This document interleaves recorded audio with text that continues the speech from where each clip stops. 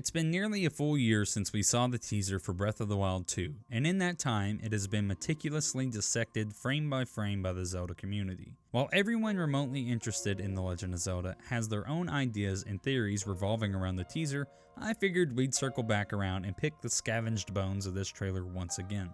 So make sure to like and subscribe as we look into why Sheikah Technology won't be returning in Breath of the Wild's sequel. One of the most glaringly obvious details from last year's teaser was the lack of towers and shrines in the penultimate shot of Hyrule Castle. After analysis, we also discovered that the Sheikah Slate was nowhere to be seen, not on Link or Zelda. Many found this to be an interesting element, as with the first Breath of the Wild, the focus of Sheikah Technology was heavily entwined with the whole narrative.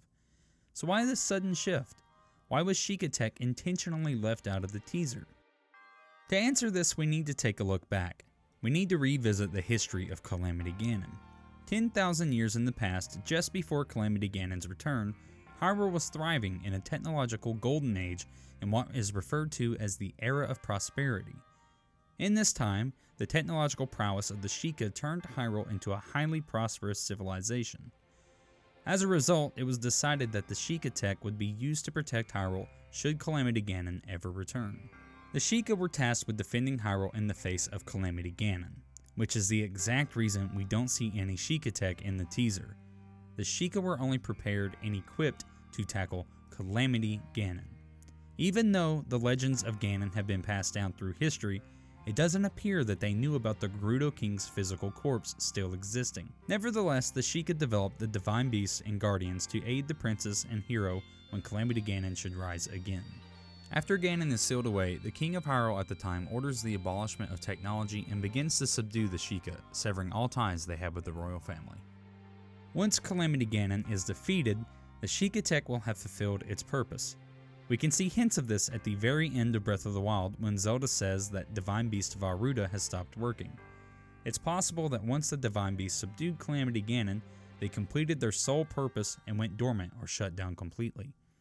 As well as the fact that they no longer have pilots as their champions' spirits have moved on. The towers very well could have receded back into the ground, and with Monk Maz Koshia stating that all his doubts were erased and that Link was the one true hero, there wouldn't be any needs for shrines to test his resolve. Additionally, the Sheikah Slate could be affected by this as well. There's also the possibility that the Sheikah Slate was left behind with Purah and Robbie at the Ancient Tech Lab for further studying. Guardians pose a curious question, however, if Nintendo plans to keep them as an enemy. With Calamity Ganon's defeat, they would have been cleansed of his malice, but with the apparent plague of malice that seems to be bursting forth from Ganondorf, it seems likely that any remaining Guardians would have had their freedom cut short. The more fitting answer, seems to me, would be that they returned back into the giant pillars surrounding Hyrule Castle. The pillars then recede back into the ground the same as the Sheikah Towers. The lack of Sheikah Tech is a very important detail to hone in on. So much of the first Breath of the Wild revolved around this premise that it even affected the collector's edition of the game. The intentional seclusion of towers, shrines, and the Sheikah Slate aren't coincidental. This is a sign, rather a warning that the final task of defeating Ganondorf lies solely on the shoulders of Link and Zelda, that there's no help from ancient technology or mummified monks.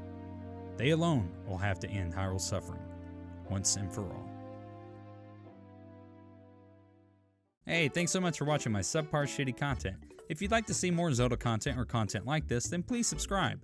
Like this video only if you liked it, and dislike it if you disliked it. Make sure to follow me on Twitter and Instagram. Those are the best places to reach out to me. Links will be down in the description down below.